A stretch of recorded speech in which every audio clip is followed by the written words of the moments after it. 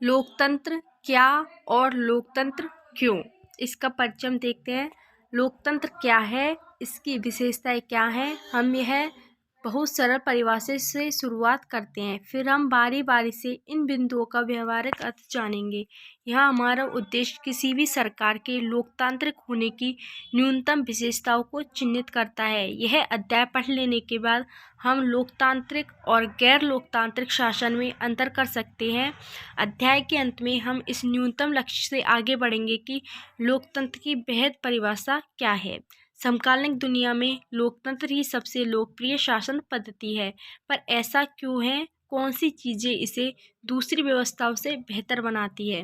क्या यही शासन की सर्वोच्च व्यवस्था है? इन सवालों पर हम इस अध्याय के बाद वाले अगले हिस्से में चर्चा करेंगे। लोकतंत्र की परिभाषा, इसकी एक सरल परिभाषा है, उस पर चर्चा करेंगे और फिर गौर से खुद को लोकतांत्रिक बताने का दावा करने वाली सरकारों के बीच की समानताओं और असमानताओं के बारे में देखेंगे। सभी लोकतांत्रिक व्यवस्थाओं की पहचान के लिए एक बहुत ही सरल पैमाना था कि लोगों के पास अपनी सरकार को चुनने का अधिकार होना। इसलिए हम एक सरल परिभाषा से शुरुआत करके कह सकते हैं कि लोकतंत्र शासन का वह रूप है जिसमें शासकों का चुनाव लोग करते हैं। यह एक उपयोगी शुरुआत है। यह परिभाषा बहुत स्पष्ट ढंग से लोकतांत्रिक और गैर लोकतांत्रिक शासकों में अंतर कर देती है। म्यांमार के सैनिक शासकों का चुनाव लोगों ने नहीं किया है। जिन लोगों पर सेना का नियंत्रण था वे देश के शासक बन गए। शासक के फैसलों में लोगों की कोई भागीदारी नहीं है। पिनोशे, जिन्हें चीले कहते हैं, जैसे तानाशाहों का चुनाव लोग नहीं करते। यही बात राजशाहियों पर भी लागू होती है। यही बात राजशाहियों पर भी लागू होती है। सऊदी अरब के शाह लोगों के द्वारा शासन नहीं चुने गए हैं, बल्कि राज परिवार में जन्म लेने के कारण उन्होंने यह हक पाया है। लेकिन यह सरल परिभाषा पूर्ण या पर्याप्त नहीं है। इससे हमें यह समझ में आता है कि लोकतंत्र का मतलब लोगों का शासन है, पर इस परिभाषा का प्रयोग यदि हम बिना सोचे समझे किया तो फिर उन सभी सरकारों को लोकतांत्रिक कहना पड़ेगा जो चुनाव करवाती हैं, और फिर यह सही नतीजे पर नहीं पहुंच पाएंगे। जैसा कि हम अध्याय 3 में देखेंगे कि समकालीन दुनिया की हर सरकार, चाहे वह लोकतांत्रिक हो या ना हो, खुद को लोकतांत्रिक कहना या कहलवाना चाहती हैं। इसलिए हमें असल लोकतंत्र और दिखावटी लोकतंत्र वाली सरकारों के बीच सावधानी पूर्वक फर्क करना होगा। यह हम तब ही कह पाएंगे जब हम इस परिभाषा के एक एक शब्द को सावधानी से समझें और लोकतांत्रिक सरकार की विशेषताओं को जानें। लोकतंत्र की विशेषताएं, हमने इस सरल परिभाषा के साथ शुरुआत की है कि लोकतंत्र शासक का वह रूप है जिसमें जनता शासकों का चुनाव करती है। इसमें अनेक सवाल खड़े होते हैं। इस परिभाषा के अनुसार शासक कौन है? यदि सरकार को लोकतांत्रिक कहे जाने के लिए उनके किन अधिकारियों को चुना हुआ होना चाहिए? लोकतंत्र में वे कौन से फैसले हैं जो बिना चुने हुए अधिकारी भी ले सकते हैं? किस प्रकार के चुनाव को लोकतांत्रिक चुनाव कहते हैं? किसी चुनाव को लोकतांत्रिक कहने के लिए किन शर्तों का पूरा किया जाना जरूरी है? कौन लोग शासकों का चुनाव कर सकते हैं या खुद शासक चुने जा सकते हैं? क्या इनमें प्रत्येक नागरिक की बराबर की हैसियत से भाग लेना जरूरी है? क्या कोई लोकतांत्रिक व्यवस्था अपने कुछ नागरिकों को इस अधिकार से वंचित कर सकती है? सरकार के किस स्वरूप को लोकतांत्रिक कहेंगे? क्या चुने हुए शासक लोकतंत्र में अपनी मर्जी में सब कुछ कर सकते हैं, या लोकतांत्रिक सरकार के लिए कुछ लक्ष्मण रेखाओं में बंधकर काम करना जरूरी है? क्या लोकतांत्रिक शासन व्यवस्था को नागरिक के कुछ अधिकारों को आदर करना चाहिए? आइए कुछ उदाहरण के साथ इन सब पर बारी बारी से विचार करें। प्रमुख फैसले निर्वाचित नेताओं के हाथ में। पाकिस्तान में जनरल परवेज मुशर्रफ ने अक्टूबर 1999 में सैनिक दल तख्ता पलट की अगुवाई की। उन्होंने लोकतांत्रिक ढंग से चुनी हुई सरकार को उखाड़ फेंका और खुद को देश का मुख्य कार्यकारी घोषित किया। बाद में उन्होंने खुद को राष्ट्रपति घोषित किया और 2002 में जनमत संग्रह करा के अपना कार्यकाल 5 वर्ष के लिए बढ़वा लिया। पाकिस्तानी मीडिया, मानवाधिकार संगठनों और लोकतंत्र के लिए काम करने वालों ने आरोप लगाया है कि जनमत संग्रह एक धोखाधड़ी है और उसमें बड़े पैमाने पर गड़बड़ियां की गई हैं। अगस्त 2002 में उन्होंने लीगल फ्रेमवर्क ऑर्डर के जरिए पाकिस्तान के संविधान को बदल डाला। इस ऑर्डर के अनुसार राष्ट्रपति राष्ट्रीय और प्रांतीय असेंबलियों को भंग कर सकता है। मंत्रिपरिषद के कामकाज पर एक राष्ट्रीय सुरक्षा परिषद की निगरानी रहती है, जिससे ज़्यादातर सदस्य फौजी अधिकारी हैं। इन सभी कानूनों के पास हो जाने के बाद राष्ट्रीय और प्रांतीय असेंबलियों के लिए चुनाव कराए गए। इस प्रकार पाकिस्तान में चुनाव भी हुए, चुने हुए प्रतिनिधियों को कुछ अधिकार भी मिले, लेकिन सर्वोच्च सत्ता सेना के अधिकारियों और जनरल मुशर्रफ के पास थी। स्पष्ट है कि जनरल मुशर्रफ के शासन वाले पाकिस्तान को लोकतंत्र न कहने के अनेक ठोस कारण हैं, लेकिन यहाँ सिर्फ एक कारण पर ही चर्चा करेंगे। क्या हम कह सकते हैं कि पाकिस्तान के लोगों ने अपने शासकों का चुनाव किया है? क्या ऐसा नहीं कह सकते? लोगों ने राष्ट्रीय और प्रांतीय असेंबलियों के लिए अपने अपने प्रतिनिधियों का चुनाव किया है, लेकिन चुने हुए प्रतिनिधि वास्तविक शासक नहीं थे। वे अंतिम फैसला नहीं कर सकते। अंतिम फैसला सेना के अधिकारियों और जनरल मुशर्रफ के हाथों में था, जो जनता द्वारा नहीं चुने हुए थे। ऐसा तानाशाही और राजशाही वाली अनेक शासन व्यवस्थाओं में होता है। यहाँ औपचारिक रूप से चुनी हुई संसद और सरकार तो होती है, पर असली सत्ता उन लोगों के हाथों में होती है जिन्हें जनता नहीं चुनती। कुछ देशों में असली ताकत विदेशी शक्तियों के हाथ में रहती है, न कि चुने हुए प्रतिनिधियों के हाथ में। इसे लोगों का शासन नहीं कहा जा सकता। इससे हम लोकतांत्रिक शासन व्यवस्था की पहली विशेषता पर पहुंचते हैं। लोकतंत्र के अंतिम निर्णय लेने की शक्ति लोगों द्वारा चुने हुए प्रतिनिधियों के पास होनी चाहिए। स्वतंत्रता की निष्पक्ष चुनावी मुकाबला।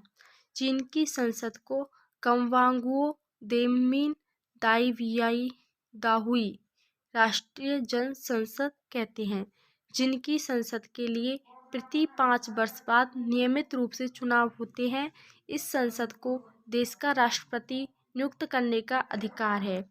इसमें पूरे चीन के करीब 3000 सदस्य आते हैं। कुछ सदस्यों का चुनाव सेना भी करती है। चुनाव लड़ने से पहले सभी उम्मीदवारों को चीनी कम्युनिस्ट पार्टी से मंजूरी लेनी होती है।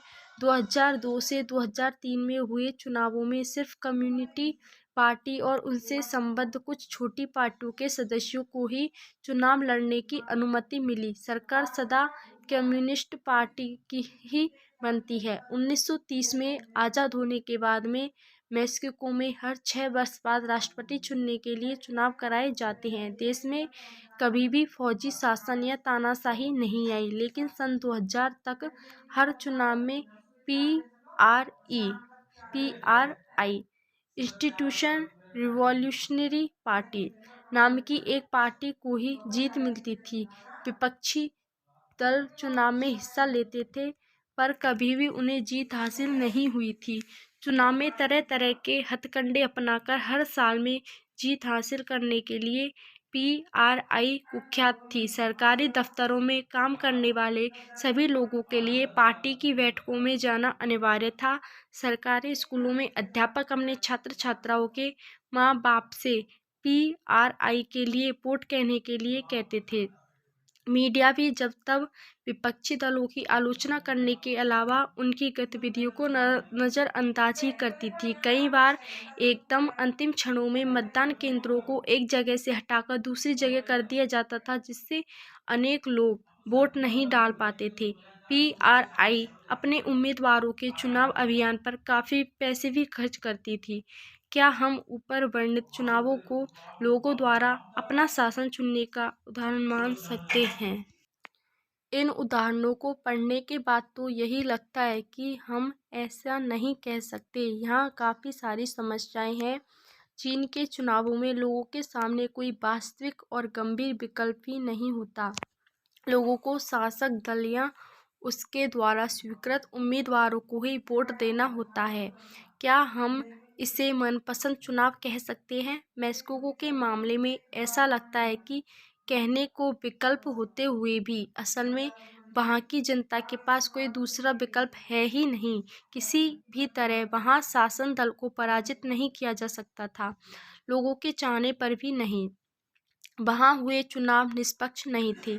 इस प्रकार अब हम लोकतंत्र की अपनी समझ में एक अन्य विशेषता या गुण को जोड़ सकते हैं। लोकतंत्र के लिए सिर्फ चुनाव कराना ही पर्याप्त नहीं होता, चुनाव में एक से ज़्यादा असली राजनीतिक विकल्पों के बीच चुनने की स्थिति भी होनी चाहिए। लोगों के पास यह विकल्प रहना चाहिए कि वे चाहे तो सरकार दल को गद्दी से उतार दें।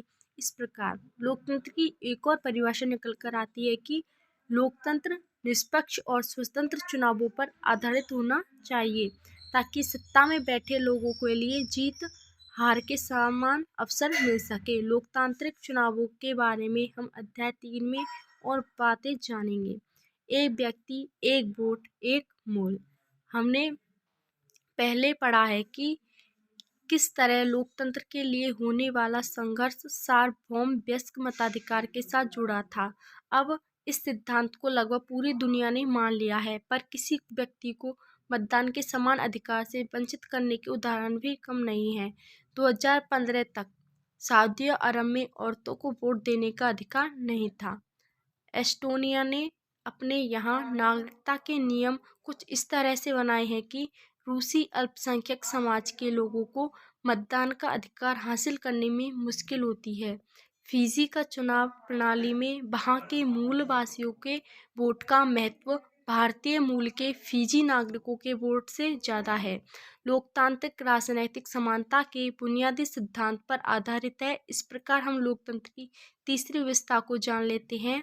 लोकतंत्र की तीसरी विशेषता है, लोकतंत्र में हर वयस्क नागरिक का एक वोट होना चाहिए और हर वोट एक समान मूल्य पर होना चाहिए।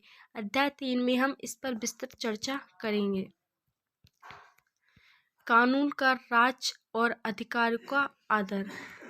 जिम्बाब्वे को 1980 में अल्पसंख्यक गौरों के शासन से मुक्ति मिली। इसके बाद देश के ZANU-PF दल का राज है, जिसने देश के स्वतंत्रता संघर्ष की अगुवाई की थी।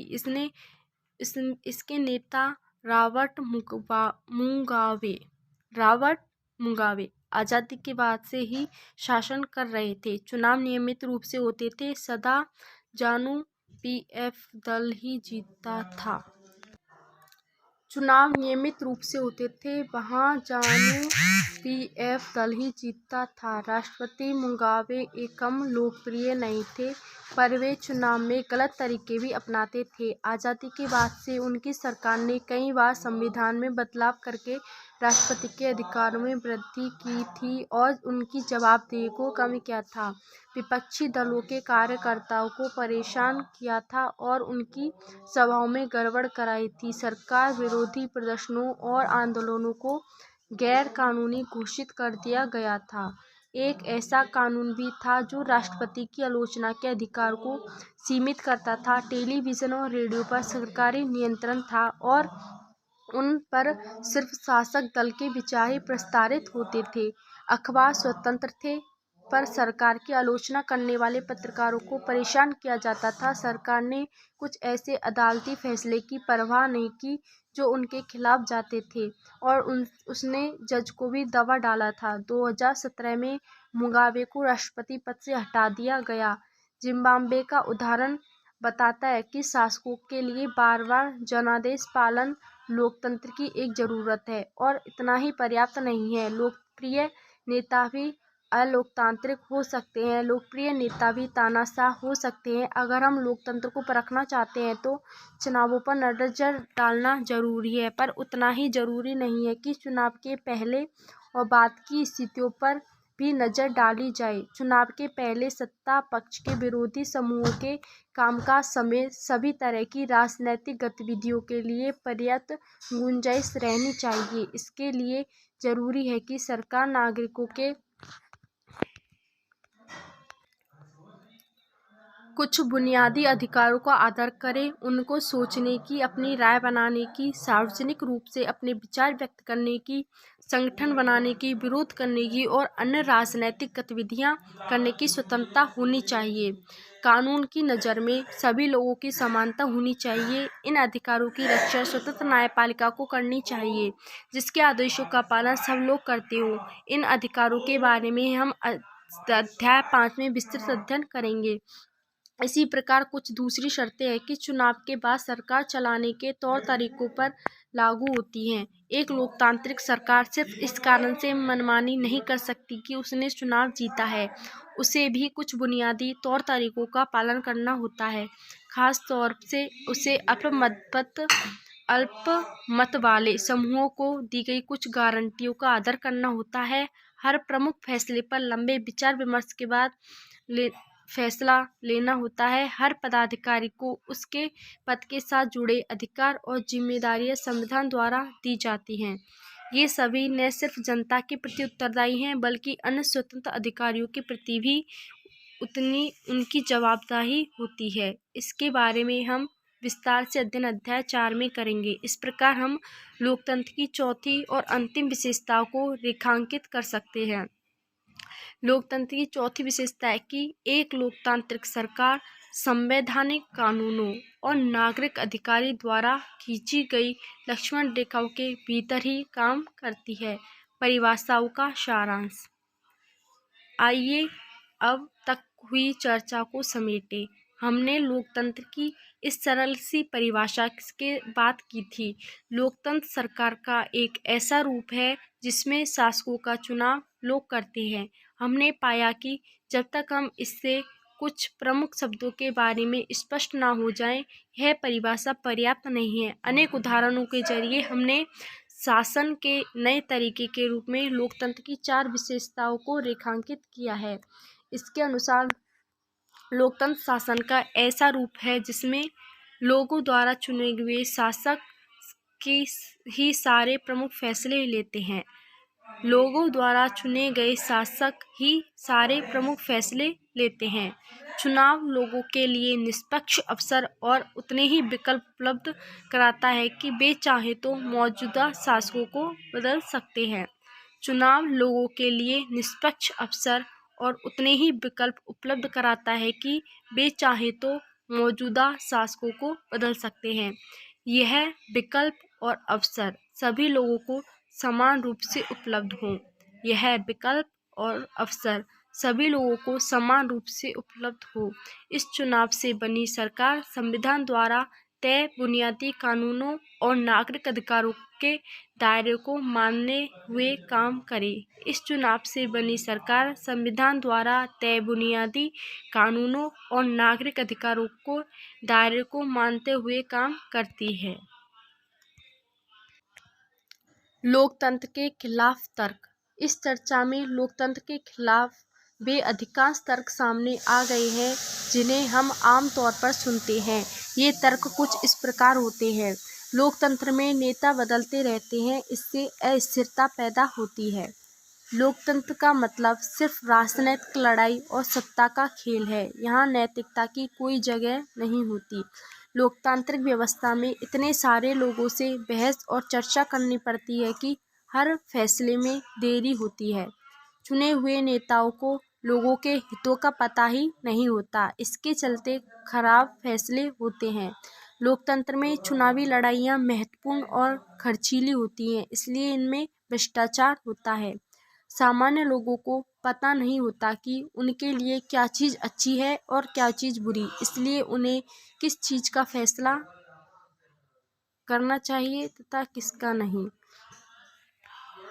क्या लोकतंत्र के खिलाफ कुछ और भी बातें हैं जो आपके मन में रह गई हैं? इसमें से कुछ कौन सा तर्क मुख्य रूप से लोकतंत्र पर ही लागू होता है? इनमें से कौन सा तर्क किसी भी तरह की सरकार द्वारा सत्ता का दुरुपयोग करने के मामले में लागू नहीं होता? इनमें से किस तर्क से आप सहमत हैं? निश्चित रूप से लोकतंत्र सभी समस्याओं को खत्म करने वाले जादू की छड़ी नहीं है। लोकतंत्र ने हमारे देश में या दुनिया में अन्य हिस्सों में भी गरीबी नहीं मिटाई है। इस सरकार सरकार के स्वरूप के तौर पर लोकतंत्र सिर्फ इसी बुनियादी चीज़ को देखता है कि लोग अपने बारे में खुद फैसले करें। इससे इस बात की गारंटी नहीं हो जाती कि उनके लिए सभी फैसले अच्छे ही होंगे। लोग गलतियां भी कर सकते हैं। इन फैसलों में लोगों को भागीदारी बनने से फैसलों में देरी होती है। यह भी सही है कि लोकतंत्र में जल्दी जल्दी नेतृत्व परिवर्तन होता है। कई बार बड़े फैसलों और सरकार की कार्यकुशलता पर भी इतना बुरा असर होता है। इन तर्कों से लगता है कि हम लोकतंत्र का जो रूप देखते हैं वह सरकार का आदर्श स्वरूप नहीं हो सकता। पर वास्तविक जीवन में हमारे सामने यह सवाल नहीं होता। वहाँ सवाल होता है कि क्या हमारे पास सरकार के स्वरूपों के जो विकल्प उपलब्ध हैं उनमें लोकतंत्र किसी भी दूसरे से बेहतर है। लोकतंत्र के पक्ष में तर्क। चीन में 1958 से 61 के दौरान पड़ा अकाल विश्व इतिहास का अब तक का ज्ञात सबसे भयावह अकाल था। उसमें करीब 3 करोड़ लोग भूखे मरे थे। उन दिनों भारत की आर्थिक स्थिति चीन से कोई बहुत अच्छी नहीं थी। फिर भी भारत में चीन के समान अकाल और भुखमरी की स्थिति नहीं आई। अर्थशास्त्रियों की मानना है तो ऐसा दोनों देशों की सरकारी नीतियों के अंतर के कारण हुआ। भारत में लोकतांत्रिक व्यवस्था होने से भारत में खाद्य सुरक्षा के मामले में जिस तरह से काम किया है वैसा करने की ज़रूरत चीनी सरकार ने महसूस नहीं की। अर्थशास्त्रियों की माने तो किसी भी स्वतंत्र और लोकतांत्रिक देश में कभी भी बड़ा अकाल, बड़ी संख्या में भुखमरी नहीं हो सकती। अगर चीन में भी बहुदलीय चुनाव व्यवस्था होती, विपक्षी दल होता और सरकार की आलोचना कर सकने वाली स्वतंत्र मीडिया होती तो इतने सारे लोग भूखे नहीं मर सकते थे। यह उदाहरण लोकतंत्र को सर्वश्रेष्ठ शासन पद्धति बताने वाली विशेषताओं में से एक था। लोगों की ज़रूरतों के अनुरूप आचरण करने के मामले में लोकतांत्रिक शासन प्रणाली किसी भी अन्य प्रणाली से बेहतर है। गैर लोकतांत्रिक सरकार लोगों की ज़रूरतों पर ध्यान दे भी सकती है और नहीं भी, और यह सब सरकार चलाने वालों की मर्जी पर निर्भर करेगा। अगर शासकों को कुछ करने की ज़रूरत नहीं लगती तो उनको लोगों की इच्छा के अनुरूप काम करने की ज़रूरत नहीं है। पर लोकतंत्र में यह जरूरी है कि शासन करने वाले आम लोगों की ज़रूरतों पर तत्काल ध्यान दें। लोकतांत्रिक शासन पद्धति दूसरों से बेहतर है क्योंकि लोकतंत्र यह शासन का अधिक जवाबदेही वाला स्वरूप है। गैर लोकतांत्रिक सरकारों की तुलना में लोकतांत्रिक सरकारों के बेहतर फैसले करने का एक अन्य कारण भी है। लोकतंत्र का आधार व्यापक चर्चा और बहस से है। लोकतांत्रिक फैसले में हरदम ज़्यादा लोग शामिल होते हैं, चर्चा करके फैसले होते हैं, बैठकें होती हैं। अगर किसी एक मसले पर अनेक लोगों की सोच लगी हो तो उसमें गलतियों की गुंजाइश कम हो जाती है। इसमें कुछ ज़्यादा समय ज़रूर लगता है, लेकिन महत्वपूर्ण मसलों पर थोड़ा समय लेकर फैसले करने से उससे लाभ ही प्राप्त होता है। इससे ज़्यादा उग्र या गैर जिम्मेवार फैसले लेने की संभावना घटती है। इस प्रकार लोकतंत्र बेहतर निर्णय लेने की संभावना बढ़ाता है। इसी से जुड़ा हुआ तीसरा तर्क भी है। लोकतंत्र मतभेदों और टकरावों को संभालने का तरीका उपलब्ध कराता है। किसी भी समाज के लोगों के हितों और विचारों में अंतर होता ही है। भारत की तरह भारी सामाजिक विविधता वाले देश में इस तरह का अंतर और भी ज़्यादा होता है। अलग अलग इलाकों में अलग अलग समूह के लोग रहते हैं, विभिन्न भाषाएं बोलते हैं, उनकी धार्मिक मान्यताएं अलग अलग होती है, जातियाँ भी अलग अलग होती हैं। दुनिया को ये सभी अलग अलग दृष्टिकोण से देखते हैं और उनकी पसंद में भी अंतर है। एक समूह की पसंद और दूसरे समूह की पसंद में टकराव भी होते हैं। ऐसे टकराव को कैसे सुलझाएं?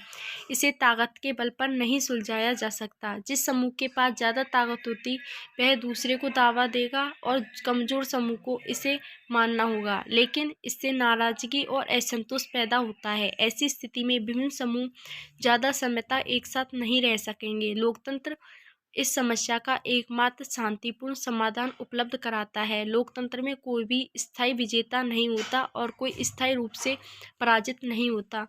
विभिन्न समूह एक दूसरे के साथ शांतिपूर्ण ढंग से रह सकते हैं। भारत की तरह विविधता वाले देश को लोकतांत्रिक ही एकजुट बनाए हुए है। बेहतर सरकार और सामाजिक जीवन पर प्रभाव के हिसाब से ये तीन तर्क लोकतंत्र को काफ़ी मजबूत साबित करते हैं। लेकिन लोकतंत्र के पक्ष में सबसे मजबूत तर्क उससे बनने वाली सरकार के कामकाज से जुड़ा नहीं है। यह तर्क लोकतंत्र और नागरिकों के रिश्तों का है। लोकतंत्र में नागरिकों की जो हैसियत होती है वह किसी और व्यवस्था में नहीं होती। अगर इस व्यवस्था में बेहतर फैसले लेने और उत्तरदायी सरकार चलाने का काम न भी होता तो एक दूसरे के लिए बेहतर है, तब भी यह एक दूसरे के लिए बेहतर है। लोकतंत्र नागरिकों के सम्मान को बढ़ाता है। लोकतंत्र राजनीतिक समानता के सिद्धांत पर आधारित है। यहाँ सबसे गरीब अनपढ़ को भी वही दर्जा प्राप्त है जो अमीर और पढ़े हुए लोगों को।